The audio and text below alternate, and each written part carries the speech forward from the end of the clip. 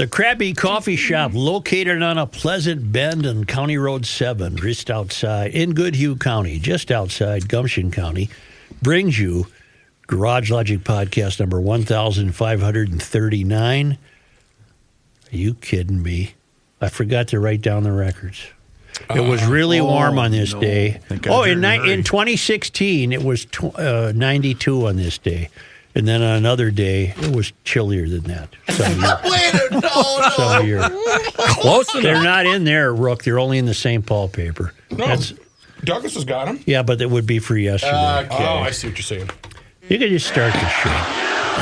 And now, from the mayor's office above the boathouse on the east shore of Spoon Lake, it's Garage Logic with Chris Reavers manning Technology Corner. Hi. Kenny Olson from the Krabby Coffee Nope. Shop. John Heidt in the newsroom. Who? And, of course, the rookie. Here is your flashlight king. The only guy with a wardrobe change. And the keeper of common sense. Damn right. He really took it seriously, didn't he? Damn right. That's my favorite part about the new graphic. Can you bring me in? I look a little ghostly to the fans. I'll bring you in, all right. I want to give an ode or pay homage to the sky. The clarity of the sky is unparalleled. I've never seen it this blue, this deep, this gorgeous. It's just fantastic. This is the result of we're trapped in an omega block. Omega is a Greek letter that's shaped like a what? An upside down U. Yeah. And on the east, the east arm of the omega is blocking anything from getting to us, and on the west arm of the omega is blocking anything getting to us. And we call it stuck, but I prefer to think we're gratefully placed in this beautiful period of time when you wake up and you see this sky, and there's never been anything like it. I can't think of the last time it was like this. Quick question. Mm-hmm. Are you high? No, I'm not. All right. And I mentioned... My roommate used the word on Saturday numerous times describing the day as glorious. Would you use glorious? Absolutely. It's just glorious. This is the day the Lord hath made. You could use that one. I'm going to rejoice and be glad in it then. Yeah. There's actually a song that perfectly Chris, describes... I don't want to hear one of your second grade songs. There's a hole in the sky. See, no, you wrecked the mood is what you did there. What did I do? You shut the show down. Now we're going to get angry Do you comments. feel shame? Now we're going to get angry Go comments to the on box. YouTube. Political. You feel shame. Yep, here comes the hate. You see an airplane and you could reach up and touch it. It's almost like seeing it in a mirror. Literally. It's just it's been a while. I'm sure we've had days like this before. I'm sure we've had omega blocks. I didn't really pay attention, but I will when I go outside. We know.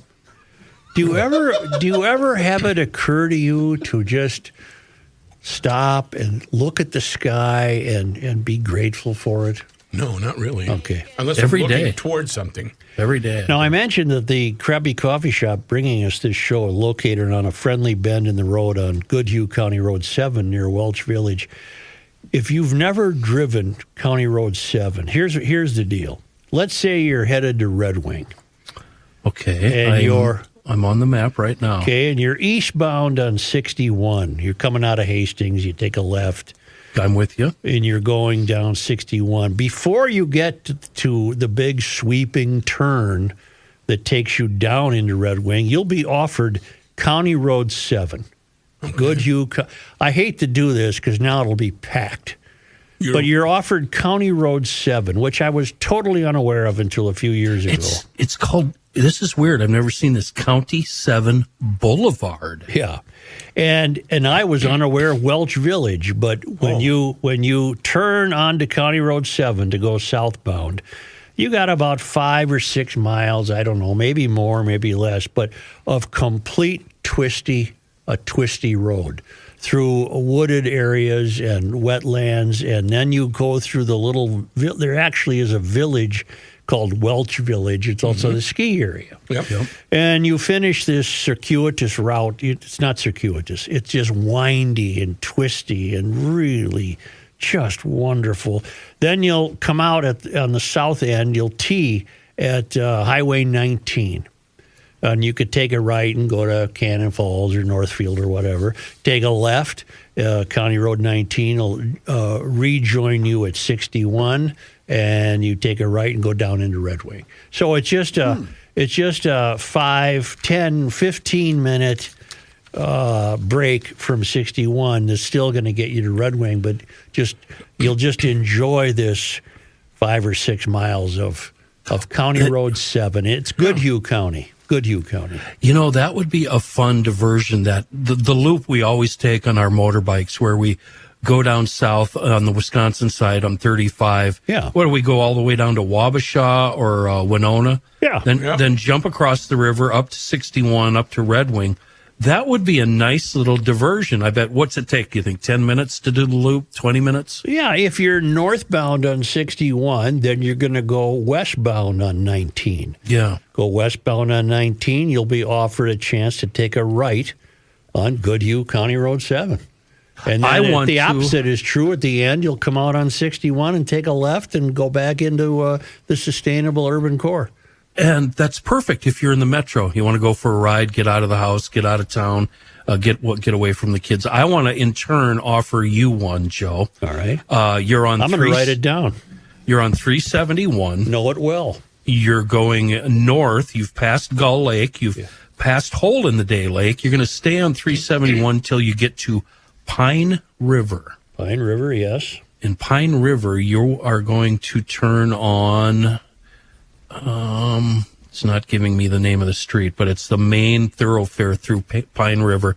Takes you over the Pine River Dam. Am I going west now? You're going east. I'm going to go east off 371. And you hook up with Highway 81, and that thing is turny, twisty. Sometimes you have to slow down to 10 miles an hour for some of these curves, and they just retard the road a few years ago.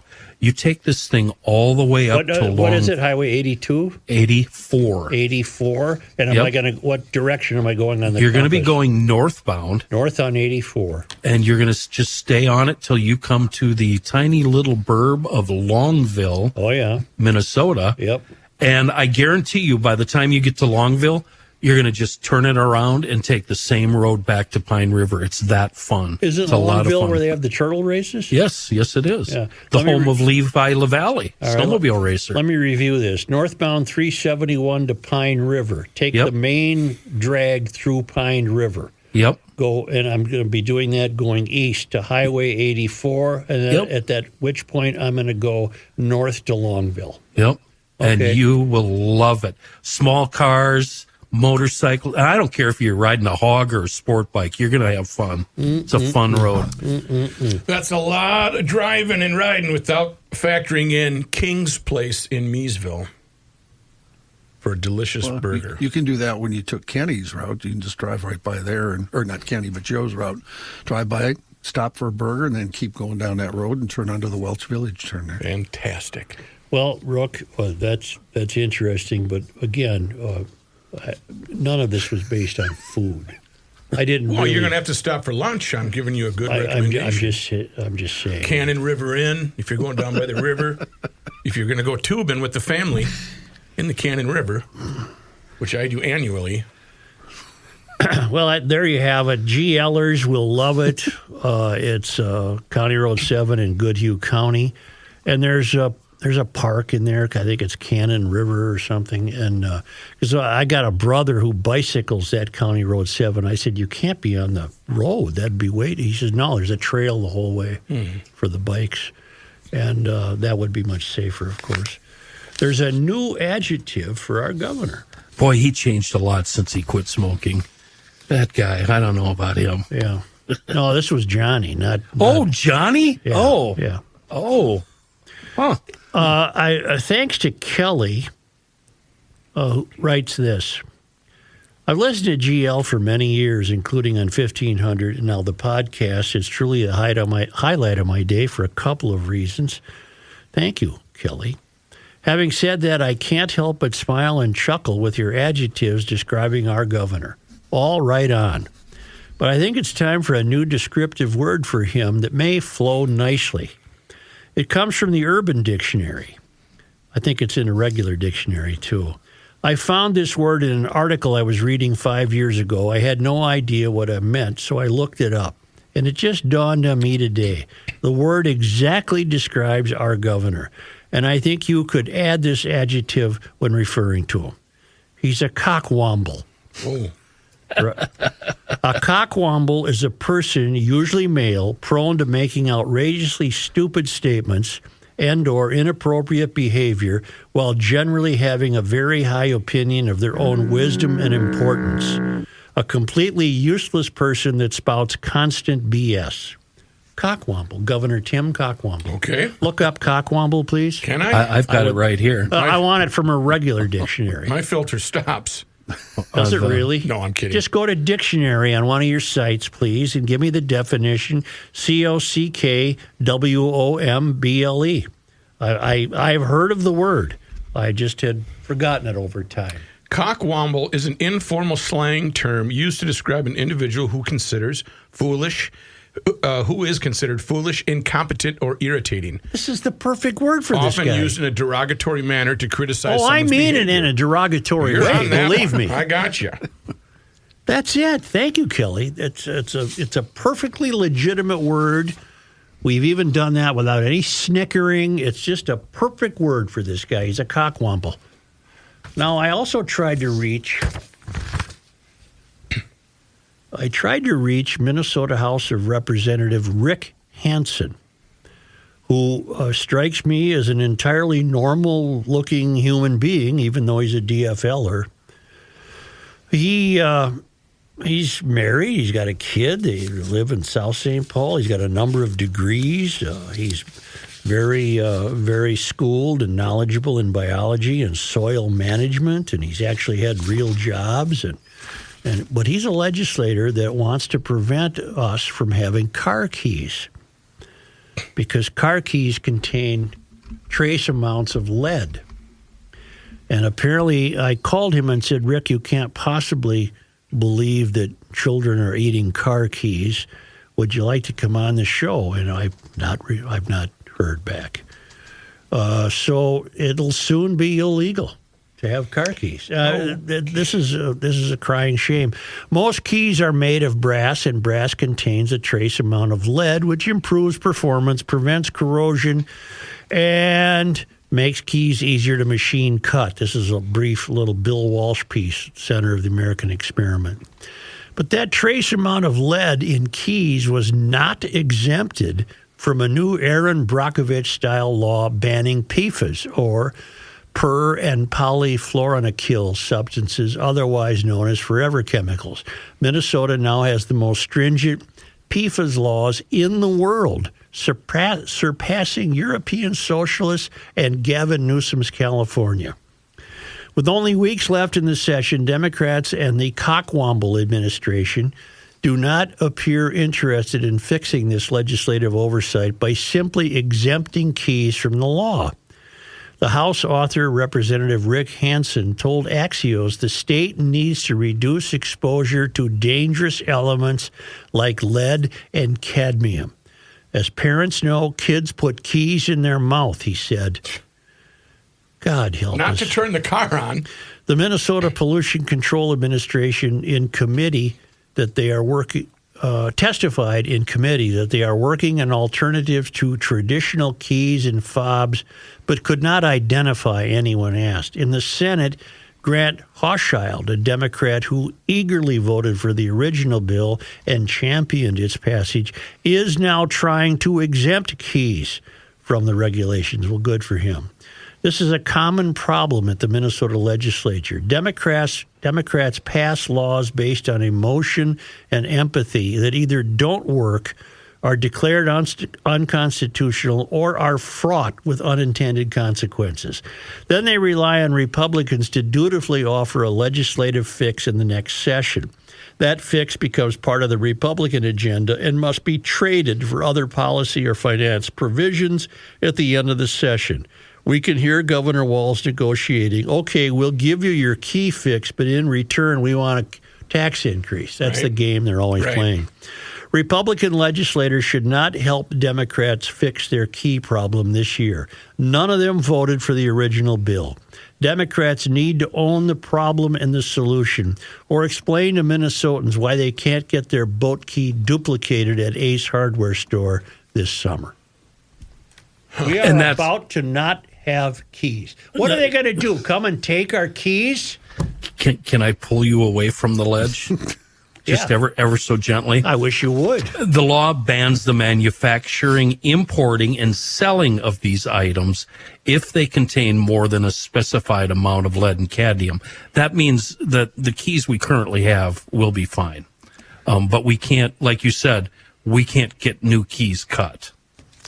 Here's the other thing I looked up, and This I is love. incredible. I know. The other irony here, this is so good. I Googled how many people have died from lead poisoning in car keys. I got one hit Yeah. from 2018. Really? But I don't think they knew what I was looking for. Here's the headline. Report, more than 24 people have died from a keyless ignition danger. On top of the death, dozens have got sick from carbon monoxide, some resulting in brain damage. Can I tell you why that is? Can I tell you seriously? Please do. It is very easy with push button start to occasionally forget that your car is running. Yeah. I did it once at a kid's softball game. I got out of the car, walked a block, turned around and saw my lights were still on. They should have turned off by then. I walked back. I had left the car running. I didn't turn it off. Joe, the irony where car keys haven't killed anybody, but push button starts have. Right. Oh, my goodness. The push button start was a solution to a problem we didn't have. Yep. Amen. Well, in any event, folks, How to do it. would it be wise counsel? Seriously, for example, if you wanted to make sure you had a duplicate boat key, should you go get one made right now? Yeah. Yeah. Did you say that was the Scott Johnson piece? No, it's a Bill Walsh piece. Oh, Walsh. Yeah. Is he the one that said he's going to open up a key store over in Hudson? No, I don't think he said that. We're all going to be running to Wisconsin and or the Dakotas to get Sioux our Falls. keys made. Yeah, Iowa. Yeah. Well, here's what you do. You go to EcoFund now. I don't think electric bikes have keys. I'm trying to think. But if they do, Electric start. you buy anything new at, yes? You almost converted a fellow worker yesterday to buying an EcoFun motorsport bike. Who? Patrick. Oh, yeah. Pat's thinking of taking up biking. And he wants one of those seats that's the size of about a tractor seat.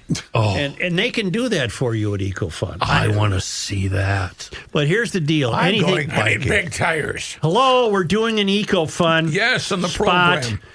It's on Highway 97, just west of 35, up in Forest Lake / Columbus, and on the Service Road of Life near County Road 42 in Burnsville. It's the greatest store I've ever been in for toys, adult toys, kids, youth recreational equipment, scooters, electric bikes, motorcycles, jet skis, 4x4s, side-by-sides, helmets, apparel. But anything you get at EcoFun obviously will come from the manufacturer, I would imagine, with 2 keys, right? Mm-hmm. So make sure you take one of them to the hardware store and get another key made just because Get it you're done. flaunting the soon-to-be law. Get her done. Get extra keys, and you'll need it because everybody's going to want to use the stuff you get from EcoFun. It's really fun. And everything in the store right now was brought in pre-tariff, including the Scoot Star electric bikes, which are hands down the coolest-looking electric bikes on the market. They got the off-road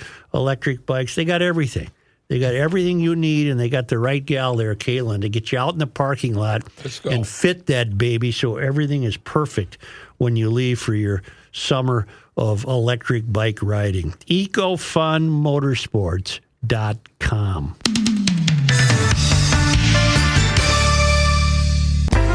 She's gone.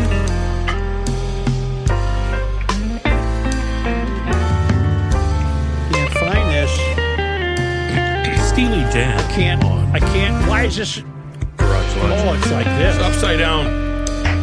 It's the end of the world as we know it, and he feels fine. Joe Souchere. I'm really hoping that by now you've had a chance to hook up with ProTurf and are well on your way to having the best lawn in your neighborhood. But we need to talk about something else. We need to talk about your outdoor environment at your place.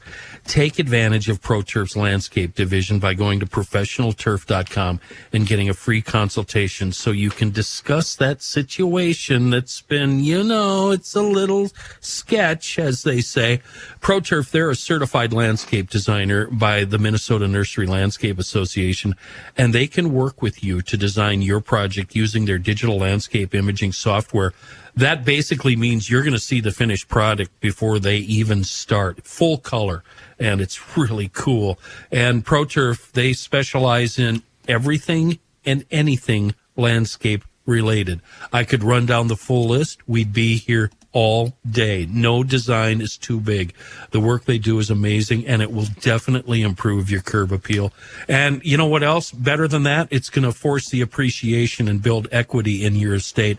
And that, my friend, is the American dream. I want you to check out their work and then schedule that free in-person landscape design estimate. You do all of that at professionalturf.com. Today marks the 60th anniversary of a string of tornadoes that struck the west side of town.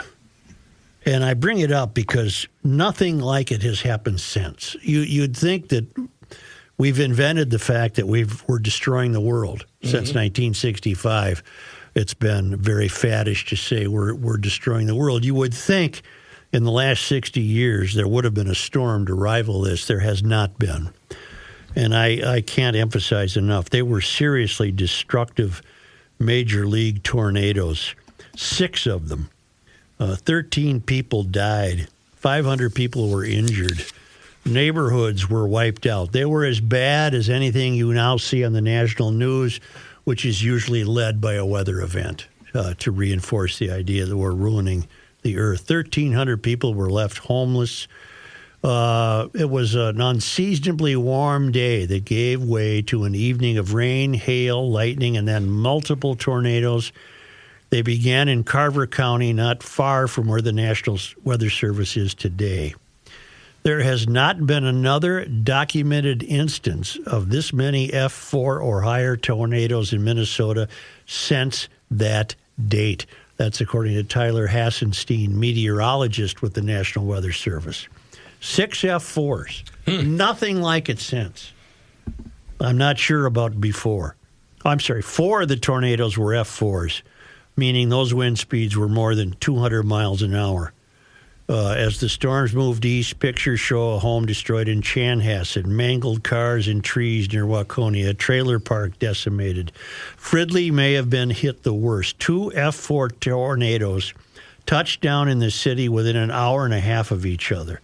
And this Hassenstein says that's something you really do not see very often at all. We roofs off school buildings. It was amazing. It was the first event, so 60 years ago now, it was the first event where the outdoor warning sirens were used for the first time.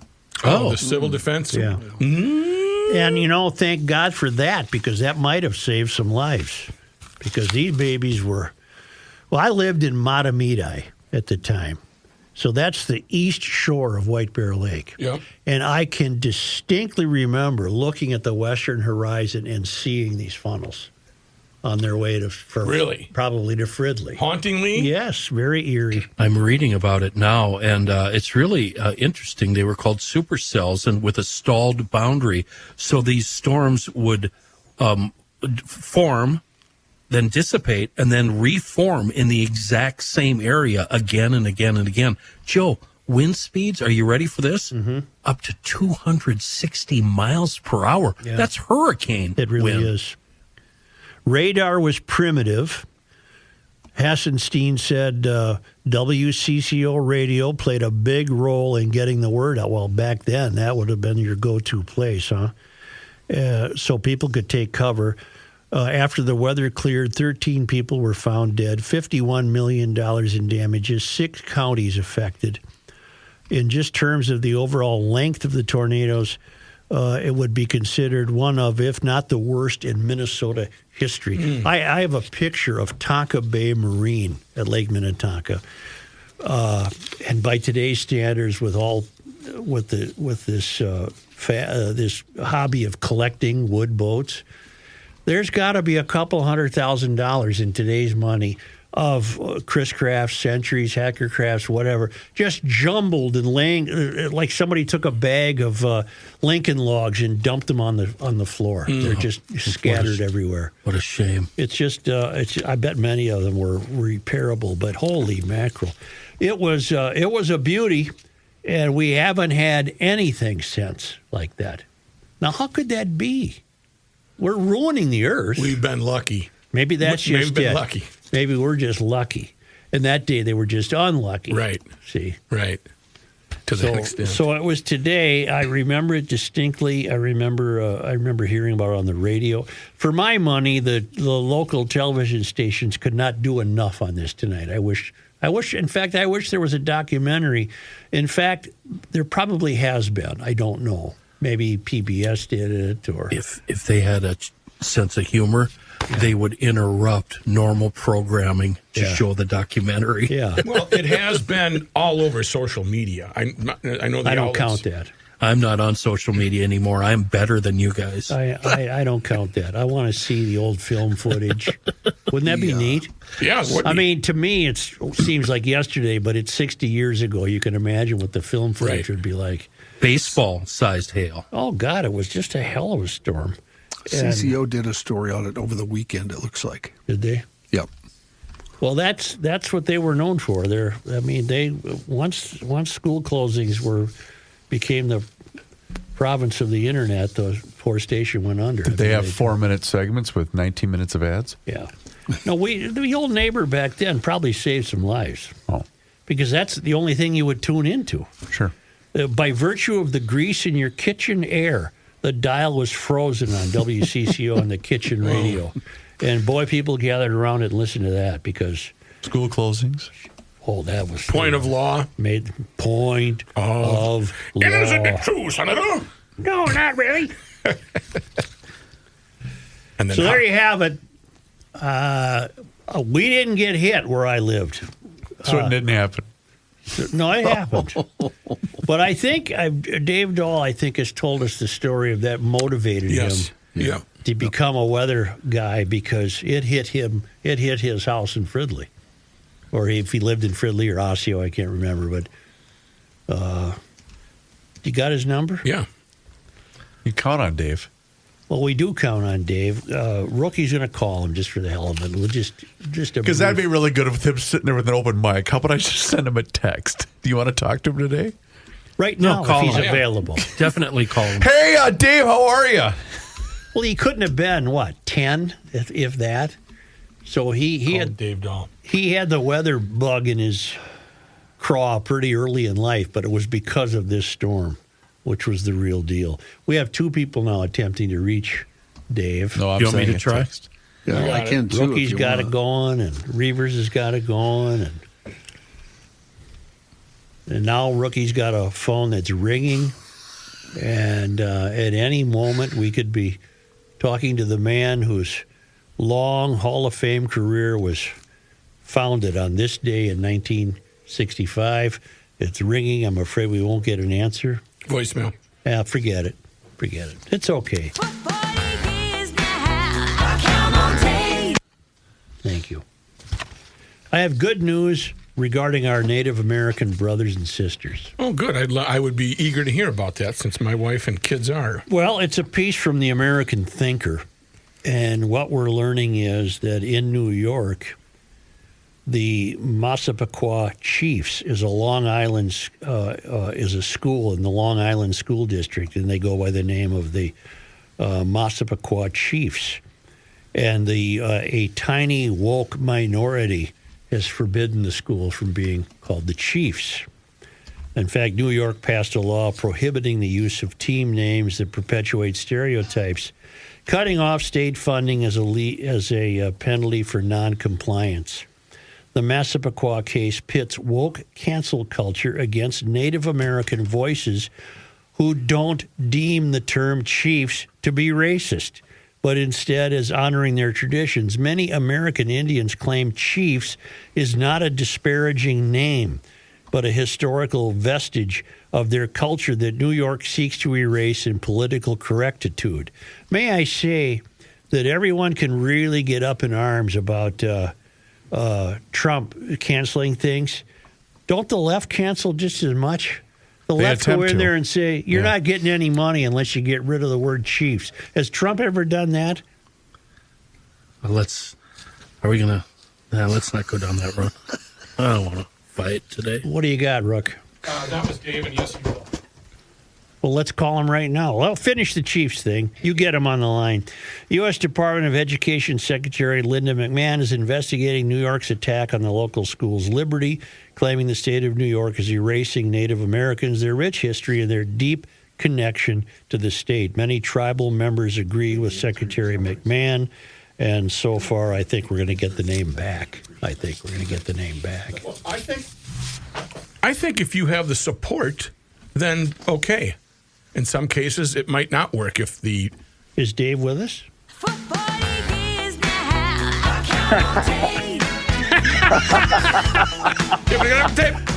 Dave, I was telling the story. I was telling the story that it's 60 years ago today, the famous tornado outbreak. And correct me if I'm wrong, but I remember you telling me that probably more than anything drove you into the weather business. Is that true? Yeah. It's true. It's absolutely true. Were you living in Fridley or Osseo? Circle Pines. Circle Pines. We were just to the northeast of Fridley. Yep. And when they hit Fridley first. My cousins lived in Fridley, and the communications were down because it just wiped out like the Rice Creek Terrace area in Fridley. And so I had been talking to my cousin earlier, and then it cut out. I couldn't, we couldn't communicate after that. So the storms hit them first and then hit us. And I was living in a house that didn't have a basement. My mom and dad were not the richest people in the world. Right. I love them to death, but we had no basement, no, a crawl space under the house, basically. Where did you go? We went to the central hallway. I was with my brothers and sisters. We had 5 of us, and we were just kind of huddled in the hallway. One tornado, it was a twin tornado that went down Old Highway 8 and missed our house by about a quarter of a mile. Right. But it hit, neighbors and just destroyed a lot. As we know, I think there was 1,500 total homes either damaged or destroyed. Well, that's the number in the story. Did your house survive? It did. It was a blessing for sure because it shouldn't have. There were houses around us that got obliterated, and we basically didn't get touched. From a meteorological standpoint, why? We're supposedly ruining the earth, and supposedly storms are getting more severe. Why has that not happened since? Well, it's just the odds. You look at the odds, and that's what they used to say. The heat island would keep storms away from the city. It's not true. That's we've nonsense. seen Miami get hit. We've seen Chicago get hit. We've seen the Twin Cities get hit. So it's just the odds of it happening. The odds of any of us actually living in a tornado or getting through a tornado, it's very small. Right. There aren't that many of them. Right. So it's just, it's still to this day kind of irks me that people think that, there's something special about being in a city when it comes to a tornado. There isn't. Dave, what did you hear? It's Rook. What did you hear when you were huddled? My brother farting a lot. A lot of nervousness, I would imagine. Yeah. It was crazy. We were hearing our house was getting pelted we had a stucco house, so it didn't, get siding damaged like houses these days get damaged by hail, but we were just getting pelted by golf ball size hail and just a lot of noise outside. My mom was looking out a window, but the worst thing you can do. She was watching all this happen through a window, and luckily the window didn't get hit, didn't get broken, and we all survived. Well, what impact did it have on you? It was a huge impact because I thought I was going to die that night. I mean, literally, when you don't have a basement and How old were you? How old were you? I was 10. All right, you were 10, and you thought you were going to die. Thought I was going to die, and that one night, with that many tornadoes in our area, made just a huge impact on me. From that night on, I wanted to figure out what causes tornadoes and if we can predict them better. And every book that I got from my mom and dad, I'd get books for my birthday, and they'd all be about weather. And I read every book that I could read about weather, and I just loved it. Was it something your mom and dad talked about over the years? They did many times, I think, because my dad, believe it or not, was at a bowling banquet in Mounds View that night, and communications were cut off, so we couldn't talk to him or anything. Did he get home? Yeah, he got home, but he way late that night because there was so much crap in the streets, and the highway patrol had blocked off the freeway. Just a lot of. But I don't think he got home until, and I stayed up. I think it was like 1 a.m. before he got home. But we were thankful that he was okay. And he was in no shape to talk about it at that point, right? He was lit up, right? No, he didn't drink. He did not drink. Okay, all right. Are your mom and dad still with us? They are not. Okay. They both passed.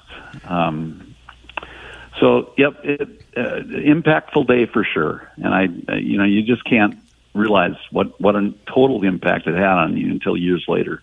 But it did make me study what I wanted to study, and that was weather. The only lasting memory, we were in Matamidi, which did not get hit, but I could see the funnels on the western horizon. Yeah, it was nuts. It was a very, very eerie signal. It was very strange.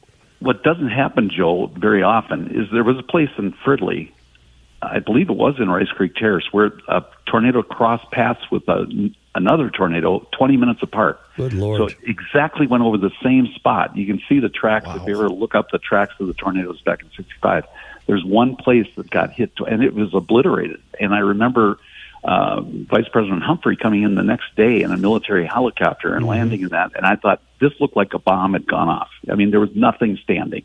Even trees, they're just twigs sticking out of the ground. That was a really wild spring because it was the same spring as the very significant flooding in the Mississippi. Absolutely. And Minnesota. And Minnesota rivers. Yeah. I think that all played a part into this kind of an outbreak happening in May 6th, which is early for a tornado outbreak for here in Minnesota. Most of our tornadoes come in June and July, and May was early May especially. Did the tornadoes precede the flooding? No, the flooding had happened already. I believe it was in April. All right. The worst flooding was in the middle of April. I think that's where we reached our high point in downtown St. Paul. Right. So yeah, but I think it all played a part. All those different weather events kind of played a part in 65 being a very interesting spring. Dave, you'll understand this. I've looked it up on the internet, and it said it was a stalled boundary. A line of supercells formed along a stalled boundary between two low-pressure areas, one in Canada, one in Nebraska. And then these storms, like you just mentioned, formed and reformed over the same general area, causing some locations to be hit numerous times. Right. There were three waves of storms, supercells, that formed along that stationary boundary. They'd form, then move along, and then another one would form. There were three of them that came through, which was, I remember the Weather Service talking about it for weeks afterwards, saying how unusual it was to have three separate waves of supercells come through one spot. And basically, it was what we used to call back in the day the Tornado Alley. Was northwestern suburbs of the Twin Cities. Was from Lake Minnetonka up through Fridley. Those spots usually would get a tornado. If there was a tornado warning that was going on, it was affecting those areas in the Twin And then Cities. years later, didn't Care 11 got famous for chasing one in a helicopter in the same area, right, Dave? Correct. Yeah, Brooks. Yeah, what was the name of the park? It was. I don't remember. It was a nature center, but it was. Yeah, that was in 19. That was early on. It's what legitimized Care 11. I want to say it was 80. It was 87. 87 or 88. Yeah. Dave, that was in '65 on May 6th. That was the first occasion of using sirens. Was it really? Yeah, they had I not did know previously that. been used.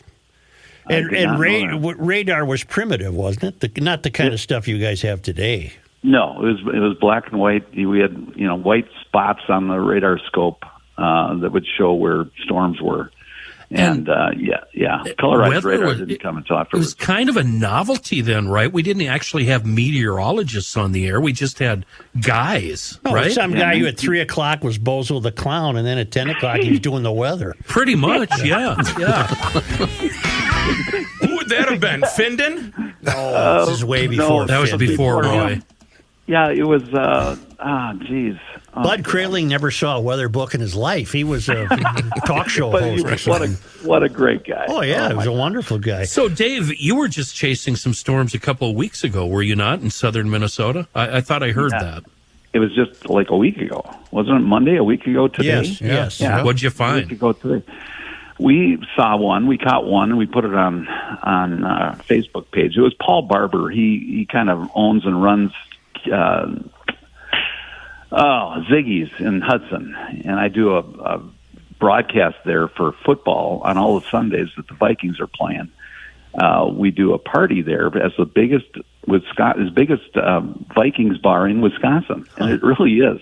We packed the place out. But anyways, Paul Barber and I went chasing, and I had John Uhas was out too with another truck. There was a direct satellite link. Yeah. And, yeah, we had a good time. We caught one that was just outside of New Ulm, and then we went to Waseca and got hit by the 70-mile-an-hour. It's called a rear flank downdraft that comes in behind a tornado. Whoa. And that thing hit us hard. And we just had a little car, but we ran into a lot of storm chasers that night because it was all pretty hyped, and I think it was overhyped. But Oddly enough, that was also your best tennis move, wasn't it? funny. Dave, thank you. How's your life? You good?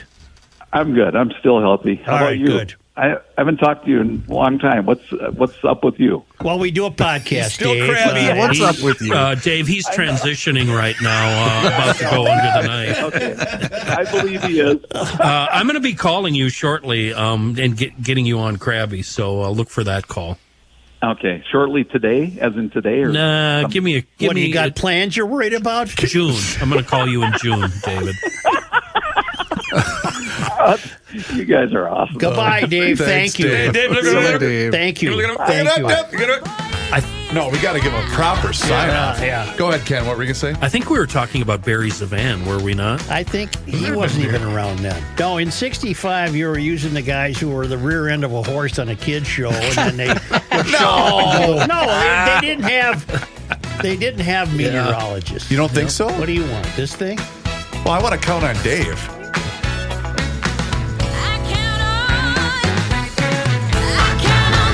You know where I'm hiding in the event of a tornado? Where? The garage. No, I'm not kidding, because one of the walls... Tornado-proof doors. Well, it is. It is tornado-proof because one of the walls is built into the earth. Get it? The land. It would be tough to knock that over. So if the little brats happen to be over, I'd say, "Come on, we're going out to the go. garage. You Here we go. lay down here against the cement there. Just shut up. It'll pass." And then Just shut up. Yeah. Stop your belly aching. Stop whining. And then if the door got blown out, I'd have to call Precision Door MN, and they'd have to put a new door in. Yeah. Because that's what they do. They do everything for garage doors. They become the garage door guy of Garage Logic. Put this number into your contacts, 612-263-6985. As I mentioned, they do have a variety of garage doors based for every budget. They send out a designer. That's free, of course. If you want to make your appointment online for either a maintenance appointment or a new door visit, do it at precisiondoormn.com. That's one word, precisiondoormn.com.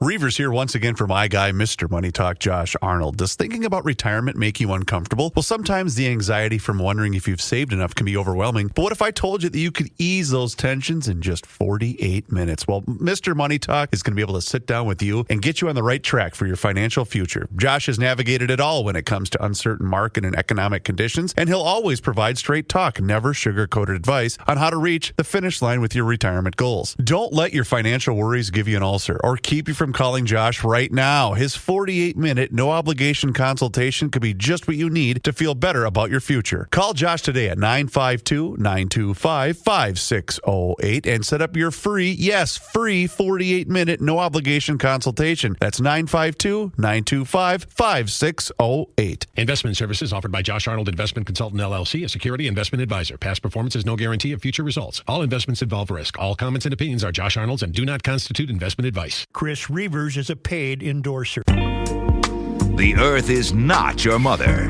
The Joe Souchere Show. We were snooping around before the show, Gio. I was wondering if you've had a chance to snoop around at kbid.com yet.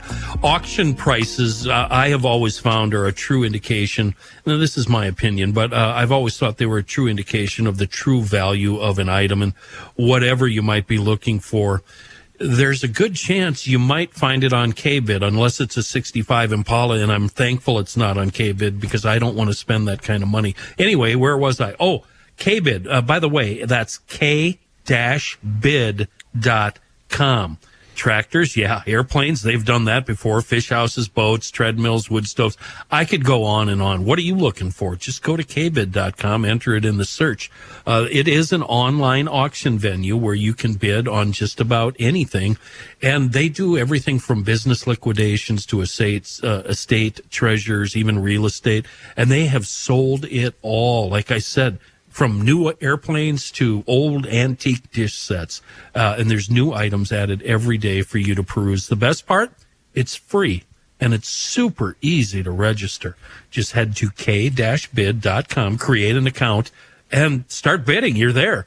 And then you can bid, buy, and brag about the amazing deal you just scored. It's really that simple. I've actually, truth been told, I've been a KBid guy for years, and I really love checking out all the online auctions without all the hassles of driving around the country. K-bid.com, KBid, where the next great deal is just a bid away. Here's John Heidt. Thank you, Joe. This update brought to you by North American Banking Company. If I may, newspapers.com. I went to check on the tornado outbreak in 1965, the day after. Yeah. Because this writing always amazes me and is so interesting. The lead story about the tornado, right? The lead of that story is written by Dick Cunningham. I knew Dick, yep. Tornadoes roared like a gang of drunken devils for 6 hours through the Minneapolis area Thursday night, killing at least 10, injuring hundreds, and tossing trucks and cars around like toys. Yep.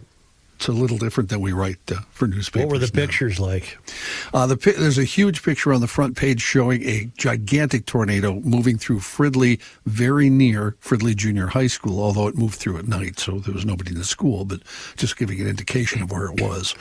And then there's some pictures inside of some of the destruction and amazing stories. You talk about having a staff to write. The front page has 4 different stories by 4 different writers. Give me the writers' names. John Turinis. Don't know that. Al Magadaha. No. And this one, you'll recognize immediately. He was a staff writer at the time. We knew him later as a business writer, Dick Youngblood. Oh, sure. Yeah. Sure. And they're very cool, not cool stories, I shouldn't say that was your internet I mean. of the day. You were going to go to the paper. Yeah. Yeah, it's fascinating stuff. This website, not to do an ad for it, but it's amazing. Newspapers.com, if you get a chance. It should be a sponsor. Yeah. Yeah, I think somebody. Well, anyway, let's move along here to the news. A Minnesota state senator announcing his campaign this morning to try to be the next representative for the state's 2nd congressional district. Dr. Matt Klein, a Democrat from Mendota Heights, currently holds the seat for District 53 of the Minnesota Senate, which covers Washington County and northern Dakota County. He also works in internal medicine at Mayo Clinic, according to a Minnesota's campaign announcement. The 2nd Congressional district seat is currently held by Angie Craig, who just last week formally announced her campaign for a U.S. Senate seat that's being vacated. Current Minnesota U.S. Senator Tina Smith announced in February she will not be seeking re-election for that seat. Minneapolis police are investigating a homicide that left a 14-year-old dead and a shooting in Elliott Park on Monday night. Police responded to the 90 block of Hennepin Avenue South around 9 in the evening. There they found a 14-year-old boy with a life-threatening gunshot wound. He died later. Early Tuesday morning, Minneapolis police say their investigation so far indicates a physical altercation among teenage boys ended when one of them fired a gun. Investigators are still looking into the events that led up to the shooting and trying to identify suspects. No arrests have been made at this point. I hope tonight is a beautiful, peaceful evening. You've got the Twins at home and the Timberwolves at home. I think it will be very festive. Entrepreneurs waiting for their chance to get rolling in Minnesota's recreational cannabis market will find out in a month if they get to be among the first marijuana businesses in the state. The Minnesota Office of Cannabis Management announced yesterday it will hold its first lotteries for cannabis business applicants June 5th. The agency will draw from 2 pools, social equity applicants and general applicants for cultivator, manufacturer, and mezzo-business licenses. Officials say choosing from these groups is meant to give social equity applicants to get a head start in the industry and establish a supply chain for the cannabis retail market. Social equity applicants not chosen on June 5th will get a second chance during a general lottery held later in the summer. General applicants will be notified in the coming weeks whether they are approved for the lottery. I love that Minnesota has messed this up so bad that the black market now is so strong and illegal weed is so cheap that if you think you're going to have a business, it's not going to succeed. You can have 2 pounds of weed in your house, Joe. 2 pounds. Is that enough? You could drive around with 2 ounces in your that little MG thing you drive with a skirt on. From the Star Tribune. I'm not going to honor that. I'm not going to honor that. You did enough times off air, so you don't need to again. From the Star Tribune, the board for the state's largest school district voted to approve social studies textbooks with a series of caveats, including delaying new state standards that mandate ethnic studies for another year, and it chose to table a decision about the future of current social and emotional lessons. The Anoka Hennepin board members last night approving the purchase of books for U.S. history, world history, and AP psychology courses. For the U.S. history course, board members supported a National Geographic textbook, but they directed staff to revise the curriculum for next school year to align with 2011 state standards. New state standards, which require the teachings of ethnic studies, have to be implemented by the 26-27 school year. Board members directed staff to develop a pilot U.S. history curriculum for that year with minimum compliance and balance to the new standards. World history and AP psychology curriculum are to come before the board before the fall. The board also unanimously passed a new English language arts curriculum. And officials from Minnesota State University Mankato have announced significant trims to the school's academic programs. About 30% of them will be cut, and some faculty and students don't like the change. Mankato previously offered a total of 306 degrees and certificates, but beginning next fall, that will fall to 216, a number school officials say is comparable to what other universities in the Minnesota state system provide. Disciplines on the chopping block include French, German, art history, music, and international business among baccalaureate degrees. The school is also eliminating master's degrees in French, Spanish, theater arts, engineering, gender and women's studies, and mathematics education. John, how many degrees are they offering? They will be offered, right now they offer 306, and it'll go down to 216. Well, that seems like a lot. Well, comparing it in the story, Winona State has 150, and my alma mater, Moorhead State University, has 113. It'd be interesting to compare it to the U of M or some of these bigger schools. With a lot but of if they're cutting music, what are they keeping? How do you spell that? With a K. Okay. Thank God they're keeping theater arts, or getting rid of theater arts, I should say. Mm-hmm.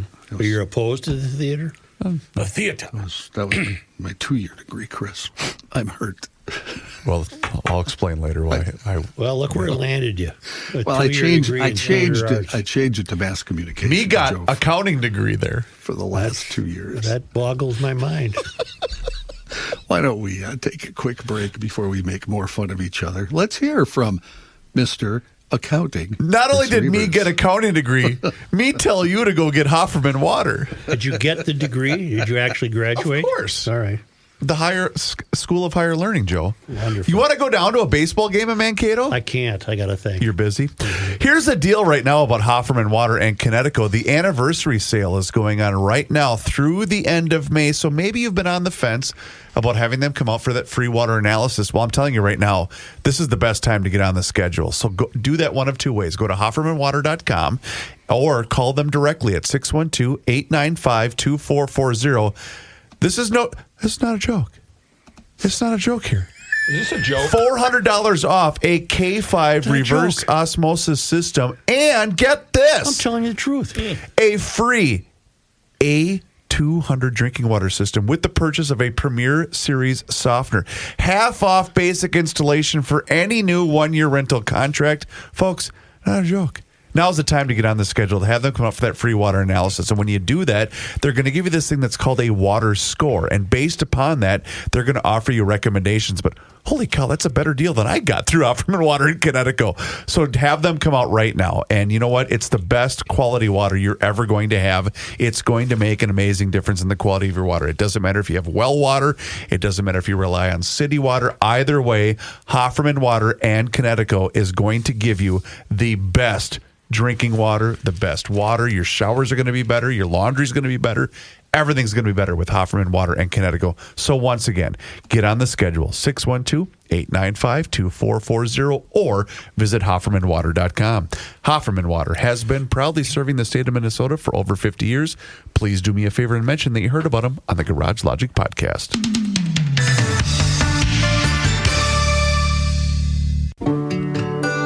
You cannot stop him. He'll just make a move. Joe Souchere. 82 degrees, mid-70s. It's beautiful. You know, the air is 82 clear. degrees, mid-70s. What does that mean? That's the forecast for this week. Oh, man. I see. Count on Dave. Yeah, I mean, it's clear out there. You can see the clearness. It's an omega trap. It's an omega trick. Yeah. Weather trick. I'll tell you who's not going to trick you. Dave Dahl. Welter, the Welter family. WelterHeating.com. 4 generations, almost 120 years. If you're going to be flipping off that heat switch, make sure you're putting that furnace to bed properly. It might need a tune-up. It may never have had one. Well, they will help you. You can get an appointment online, get a quote, 612-825-6867 via the phone. WelterHeating.com is the website. Certified techs that will do a fantastic job. You want to get that cooling unit awakened? Well, they'll get it all set for you. Or the air purification system in your home. They can help you with that as well. I have had work done in my home with the Welter people, and I can tell you, they are professionals, they do it right, and they just have a great common sense attitude. 4 generations, almost 120 years, and they serve the metropolitan area with pride. So head off to WelterHeating.com, and remember, if you're going to air condition your shelter, make sure it's with the fine folks at Welter. Thank you, Rook. Guys, I can't stop looking at the newspapers.com thing. I'm sorry. Yeah. And now I see a Southdale Motors ad. Yeah. Where you can get the brand new 1965 Ford Mustang. Yep. And this is the first year of the fastback, of course. Oh, yeah. 2+2. Yeah. Looks like a $5,000 import, but prices start at thousands less. So you could probably get one for what, $2,500? If you would have just got one back then and just put it in the garage. $19 a month. $19 a month. In national and international news, the Trump administration offering $1,000 stipends and travel assistance to undocumented immigrants who volunteer to leave the U.S. for their countries of origin. Department of Homeland Security Secretary Kristi Noem said in a statement yesterday, if you're here illegally, self-deportation is the best, safest, and most cost-effective way to leave the U.S. to avoid arrest. Self-deportation, the Trump administration's term for going back to your home country if you do not have explicit authorization to live here in the U.S. DHS, said currently it costs about $17,000 to arrest, detain, and remove an undocumented. Do you know if you do rip a piece of paper, raising your eyebrows will not. He raised his eyebrows as if it was going to be quieter if he ripped the paper. I turned down the radio when I'm looking for an address. I know. It's a little more subtle. Yeah.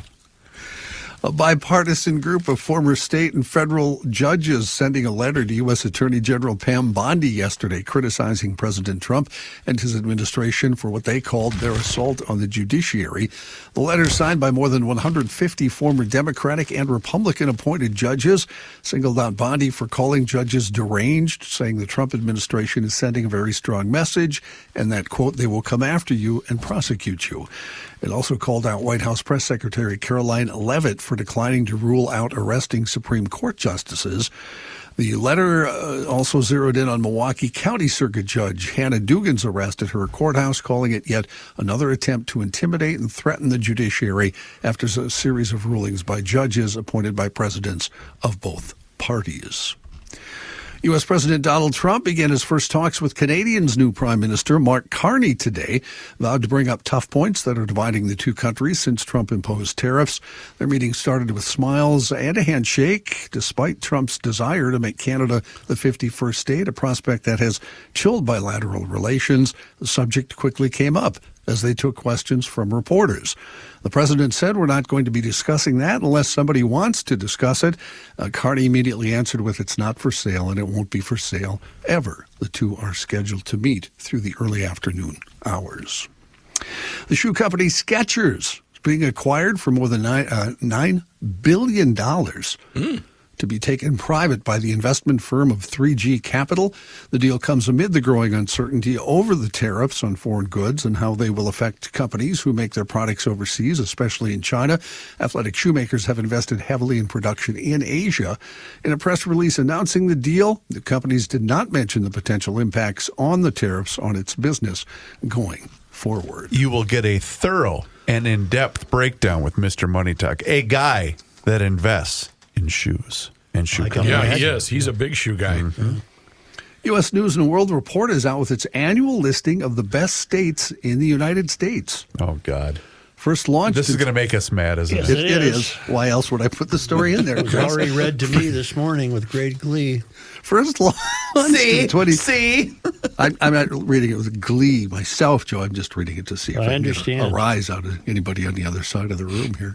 First launched in 2017, the best states rankings assess the 50 states across 8 categories. Those categories: healthcare, education, natural environment, opportunity, economy, crime, corrections, and infrastructure and fiscal stability. For the third year in a row, Utah is ranked number 1.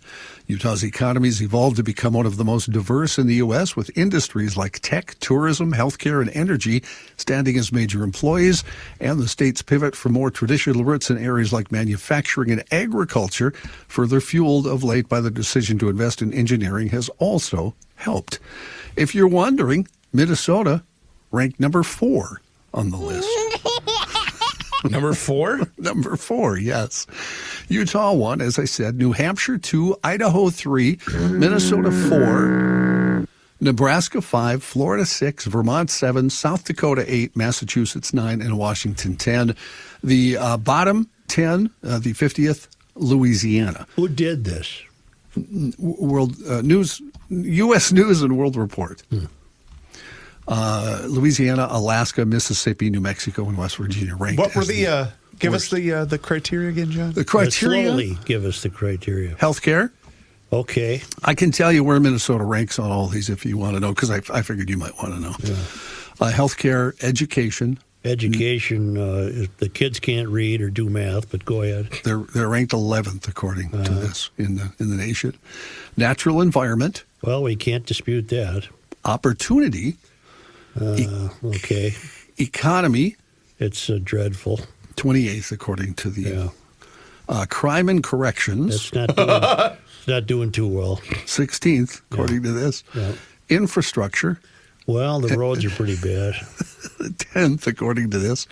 And fiscal stability. There isn't any. Wait a minute. 13th, according Well, there to this. isn't any. Look at fiscal- what he just You've broke got down. Governor Cockwomble. There's no fiscal stability. No, he just broke it down perfectly. Yeah. If you're a freeloading asshat, Yeah, this is the place to move. This is perfect. So glad I found that story. Thank you, John. Let's move along. 30 Oh, that's it? You're What going was to it? kick me off now. 20th in crime? That's great. In crime? No, it was 16th. 16th, sure. That's 16th great. in crime. Here we go. I hope tonight is a pleasant Hey, night. go to that T-Wolves game. No, it'll be fine. Maybe don't get or the Timberwolves You game. got or- the Good Omega job, block, John. the whole Johnny. deal. That's Everything's great. Good job, buddy. Thank you, Kenny. Thanks a Proud lot, of John. you. Glad you Thanks, John. appreciate my efforts. Yeah, Let's go here. That was awesome.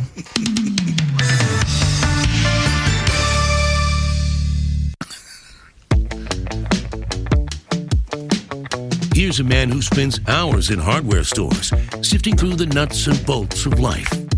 Joe Souchere. I mentioned this yesterday. Today it made the front page of the Star Tribune. The state Supreme Court, our state Supreme Court, says toplessness on the part of a woman, obviously, is not necessarily illegal. And it all stems from a case down in Rochester, Minnesota, in July of 2021 when the police were called to a quick trip where Eloisa Plancart had her shirt pulled up, revealing her breasts. Plancart was known to officers. They already had charged her twice that week with indecent exposure. Once for exposing her underwear, and once for exposing her breasts and underwear. When cops approached her, they asked, why are your breasts out? She told them she was a stripper at a biker bar and that all the Catholic girls do it. Well, that's been the rumor. Yeah, that's what I heard. Confirm. Can confirm. She was placed under arrest and charged with misdemeanor. Misdemeanor indecent exposure for the willfully and lewd exposing of her private parts. Plancart challenged the charge, arguing her breasts are not private, and even if they are, there was nothing lewd about exposing them. Well, the girl might have a point, huh? I don't know why you do it at a quick trip, but, Right. you know. Pick your spots. The Minnesota Supreme Court has now agreed with her. In overturning District Court and Court of Appeals decisions, the state's High Court ruled last week that there is nothing illegal about a woman having her breasts out in public in Minnesota as long as she is not engaging in sexual activity. All right.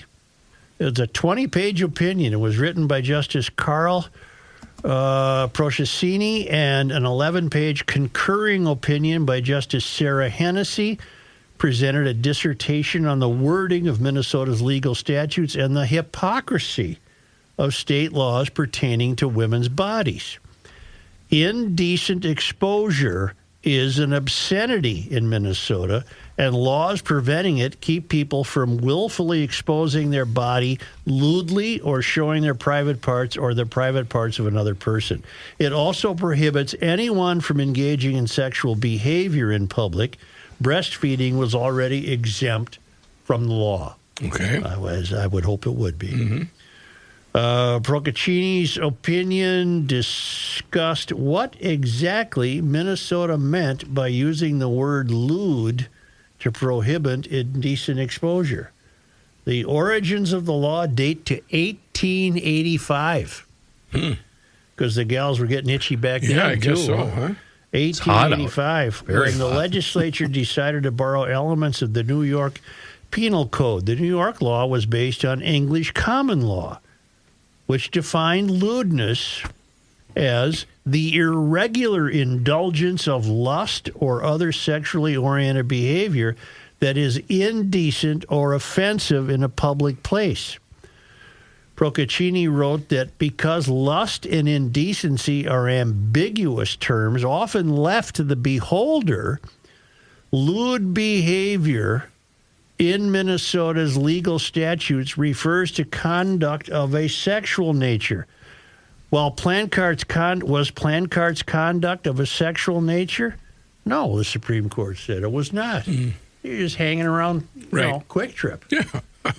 Literally hanging.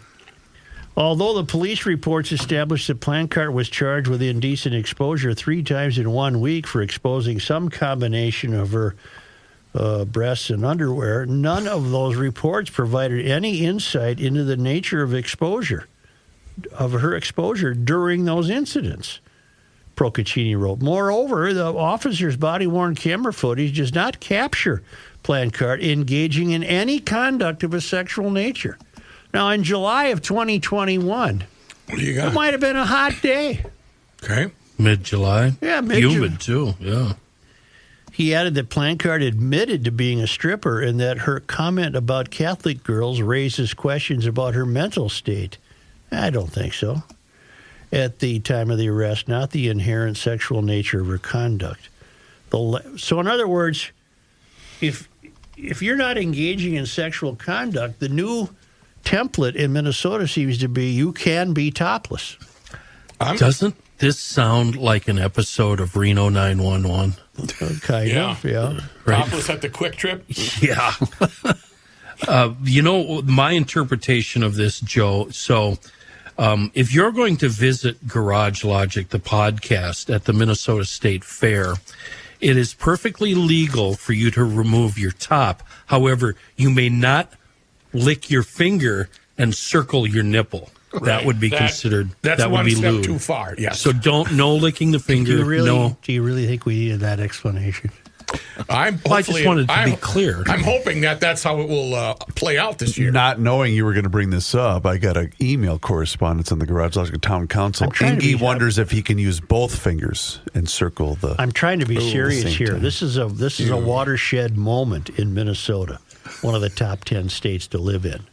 All right, Number four, I believe. Yep. Yeah. Did it say anything about toplessness, John? The lack of sexual conduct means the exposure of her breasts, the young lady, was not lewd, the opinion said. And since it wasn't, there is no need to determine if breasts are private parts under the statutory language of indecent exposure. Hennessy, in her concurring opinion, wrote that clarifying whether female breasts are private parts could provide concrete guidance for law enforcement and promote consistent, non-disciplinary application of the law. Her opinion determined that multiple dictionary definitions clearly show that private parts refer to genitals, which Hennessy notes are a person's reproductive and excretory organs, and breasts do not fall under those categories. So there you are. Use that E word. The Court of Appeals decision affirming Plancart's arrest had argued that even with that definition, issues remain because state law makes a separate category. I love reading court decisions. Because state law makes a separate category within the indecent exposure statute for breastfeeding, it would seem that the legislature wanted to differentiate between a woman exposing her breasts for that reason versus exposing them in general. And that's what Hennessy disagreed with. Here's my question here. Later in the story, it says, if a woman exposes her breasts while dancing, is she engaged in conduct of a sexual nature, Hennessy asked, or does the determination depend on the way she is dancing? So what kind of music, if she's dancing to a certain kind of music, would it be considered non-sexual? The chicken dance. If she's like dancing, polka. If she's dancing to say something by the Carpenters, or that would be non-sexual. What about that Irish stomp, moving dance? That's non-sexual. Is there a scale that we have too that, the lower they are? No, Matt. We there's no scale. The higher my eyebrows. Right. No, that wouldn't be sexual. Well, good luck, and I don't know what to make about the Catholic girls comment. That's always been the rumor, but I've never had that. Right. I've never really encountered that experience. Where do you stand on the Queen of Hearts as a song in general? I don't stand very Juice highly Newton? on it. I'm a It's a Juice good Newton song. guy. Yeah. Dave Edmonds did a great version. Oh, thank you, John. That's just amazing that you'd even weigh in with that BS. Were any of them Only topless? because they come to us. Honest to God. Wasn't the hit version, Honest of to course, God. but it's the really good version. It really is, John. You're right. Okay, John. I got the caddy treatment. Oh, wait, you get this one, John. You get this one right here. Okay, thank you. Okay, thank you. Only because they come to us all the way from Marloth Park in Mpumalanga province, South Africa, from our friends, the Traveling Lymans. It was on this day. Joe, today is May 6th. It is. It is. On this day in 1834, two Presbyterian missionaries from Connecticut, Sam W. and Gideon H. Pond, arrived at Fort Snelling and soon began working with the Dakota on the shores of Lake Calhoun. If you think I'm saying the other name, you're crazy. The Pond brothers developed the Dakota alphabet, published a Dakota newspaper, and recorded traditional Dakota practices during their years as missionaries. Because in 1834, that lake didn't even have a name, much less Bidemakiska. Oh, I thought that was the whole point, that it was named Bidemakiska. No, it wasn't. You want to fight? No. You want to You want to go? You want to go? Go where? Want to wrestle? Let's wrestle. Eat pizza. On this day, Joe, today is May 6th. in 1840, soldiers expelled Selkirker squatters from the Fort Snelling military reservation and burned their cabins. Although the Selkirkers had moved to escape the fort's boundaries the year before, a new survey showed they had remained within the military's jurisdiction. The settlers then relocated to the site that later became the city of St. Paul. In 1865, on this day. May 6th. What now? May 6th? 1865, a group of Cutlerites, a branch of the Mormon church that had faced discrimination elsewhere, arrived at Clitheroe Lake and laid the foundations for a settlement in Otter Tail County. So I have a book I think it's called Ever the Land. Talks about a Swedish family that came over and had to walk up to the area and settled up there. And they had nothing but good things to say about doing business with them and said they were much preferred to the businessmen that were over in Battle Lake nearby. Are you talking about the Cutlerites? Yeah. Yep. On this day, May 6th. in 1896, groundbreaking ceremonies were held for the third state capitol building, the one you know now, designed by Cass Gilbert. On this day, May 6th. in 1897, the New York Times printed an article headline, "Named by the President, Stanford Newell of Minnesota nominated for Minister to the Netherlands."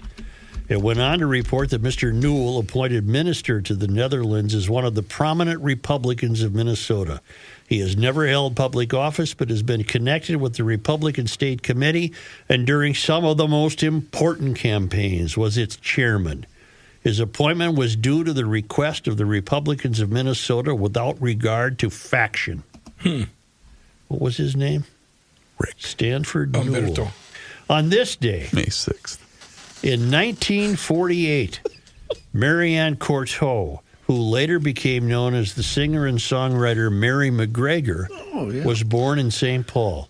In 1976, she recorded the pop song Torn Between Two Lovers, which became a #1 hit the following year. She married Paul D. McGregor on November 13, 1971, but they were later divorced. Yeah, breaking all the rules. Didn't know she was from here. 1948. And finally, on this day, You're talking about May 6th, Joe. and we were visited by our friend Dave Dahl. On this day in 1965, they call it windstorms in northern Twin Cities suburbs, including those known collectively as the Fridley tornadoes, killed 14 people and caused $57 million in damages. I will add there were 6 tornadoes and all 4 of them F4s. It was, and we haven't seen anything since like that. Thank you, GLers. Know this day in sports history? Oh, this day in sports history. Yeah. Come on, Wolves. Let's go, bros. That's still so new from It sometimes escapes Tom the that mind. I forget it, yeah. Yeah. It was on this day, On May 6th. 1962. Boy, this is something to remember. The Twin Cities Skippers lost to the Detroit Thunderbirds 27-15 in the first ever finals of the National Bowling League. Okay, I was just going to ask, can anyone name what sport sport? that would have been? We couldn't even win a bowling title. Where'd they play? At the bowling lanes there. South We St. Paul. stink. I don't know where they were. It stinks. That was way before that bowling deal went up by the Mall of America. There was a Jillian's? Bloomington? what was it? Then it became a comedy club. Dave Jillian's. Oh, man. No. Rodney Dangerfield appeared there where I met him backstage, went and talked with him. Thunderbird? No. The something room, Carlton? The Carlton. Carlton. That was a That was a site. bowling That alley. was a site for professional bowling. No kidding. I believe so. Did you cover an event there? Earl Anthony? I don't think I did. I think I drew the line at bowling. I said, you can fire me. I'm not doing a Were bowling. you maybe offered that gig? I probably was. I didn't do bowling. No bowling. No bowling. Thank you, GL. What? Did you say Joe's something? correct. The building housed Of course I am. the building that housed the Carlton Ballroom was originally built in 1961 as a professional bowling Then it auditorium. was there for this match in 62. Intended to be a venue for the National Bowling League, but the concept wasn't successful and it sat vacant for many years. Yeah. You know what? Be You damned. learn more here by accident. Mel Tillis was really the first do. person to perform there. You really do. Please do us a favor and hit subscribe right there on the Garage Logic YouTube channel. Yeah, that's right. Garage Logic has a YouTube channel, and you can watch the show each and every single day, starting right around noon. And you can also see full segments, video shorts, and there's behind-the-scenes footage in some cases, but it's all there for you. And you can find it online at the Garage Logic YouTube channel. And follow us on all of our social channels, which includes Facebook, Instagram, and Twitter. Yeah. Yep. Time once again to check in with our guy, Mr. Money Talk. Josh Arnold is with us once again right here in Garage Logic. And boy, oh boy, oh boy, oh boy, now is the time for you to do the same. So do not delay. Do exactly what I did and pick up that phone and dial 952-925-5608. That number once again is 952-925-5608. When you call that number, you're going to get Josh, and he is there for you for that free, yes, I use the word free, 48-minute financial consultation with absolutely zero obligation. And he will always give you the straight talk. He will never give you the sugar-coated advice. And he is on the line with us once again right here in Garage Logic. And boy, Josh, I know there's a ton that you need to get to today because, boy, Netflix is in the news. Ford is in the news. And tell me once again, what are we going to do with the Fed? Is in the news. I forgot, Chris. I've got to start with something. I'm not going to say much bigger than Ford, saying they're going to lose $1.1 billion due to tariffs, or that's a cost that they incur. Guess what? Price of cars is going to go up. GM said a similar thing. You know, the president's acolytes say, oh, these tariffs are not inflationary. They're not going to cause rising prices. They'll bring prices down. They'll bring wages up. Ford, GM, industries that the president and his acolytes want to protect and promote are facing fairly, to me, onerous tariff hits. Yes, they can build new plants here in the United States, but that'll still take a couple of years. In the meantime, their costs go up and prices are going to go up.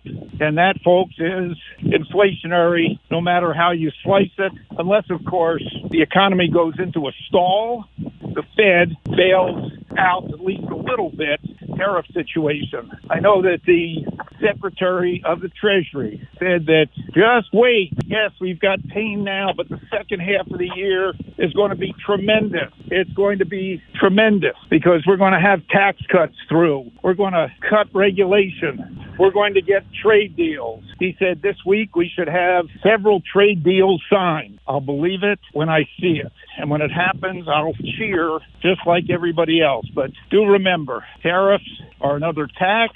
In all likelihood, is going to be passed on to consumers, driving up prices. And the people it hurts the most are not the people at the upper end, but the people at the middle and lower end of the economic spectrum. We'll see what the Fed has to say tomorrow. They are between a rock and a hard place, trying to keep a stable currency, fight inflation, maintain full employment. Tough stuff to do, and particularly amidst getting hammered by the politicians on both sides of the aisle. Meantime, did get some very interesting earnings report. I thought it was better than expected, coming from the likes of data analytics firm Palantir, which some consider a meme stock. I've covered this stock before and have said it is expensive on both a PE, where the company is making money, and a price to sales ratio that is extremely high. Wall Street analysts, with few exceptions, have either hold or sell ratings on the stock.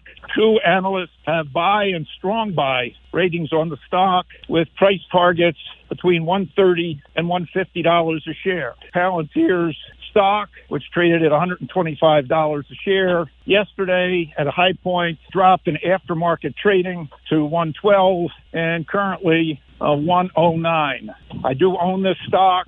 I do see tremendous potential in what the company does with data analytics and AI.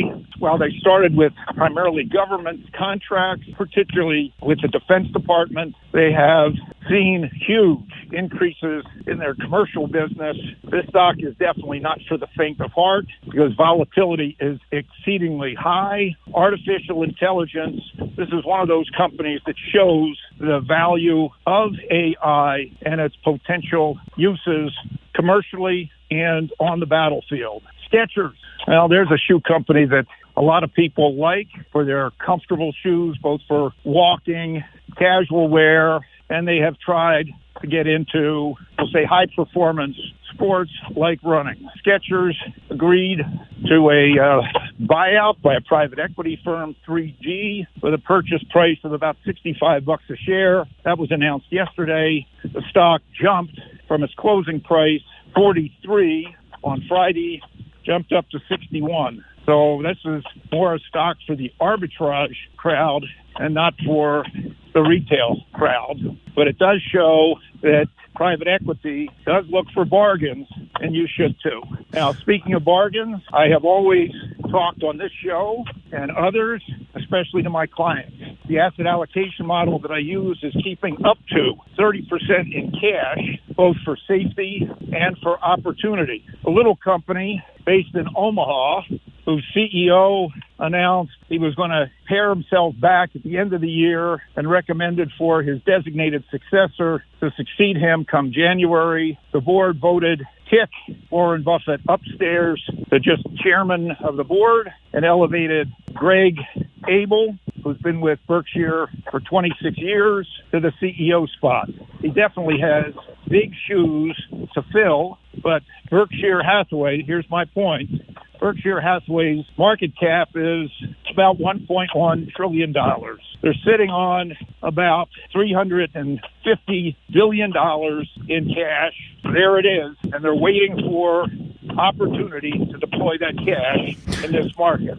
So they're a little bit more than 30% in cash, but still heavily invested in operating businesses and in the market. Excellent advice. Take that as a lesson from one of the best investors of all time. Excellent advice, Mr. Money Talk. You heard him, GLers. Now is the time for you to pick up the phone and make the call for that free 48-minute financial consultation. And you do that just like I did by dialing 952-925-5608, where you always get straight talk and never, ever sugar-coated advice. Josh, once again, thank you so much for the time and the chat. Enjoy the rest of your day, and we'll talk to you again tomorrow. Look forward to it. Thanks, Chris. Investment services offered by Josh Arnold Investment Consultant LLC, a security investment advisor. Past performance is no guarantee of future results. All investments involve risk. All comments and opinions are Josh Arnold's and do not constitute investment advice. Chris Reavers is a paid endorser.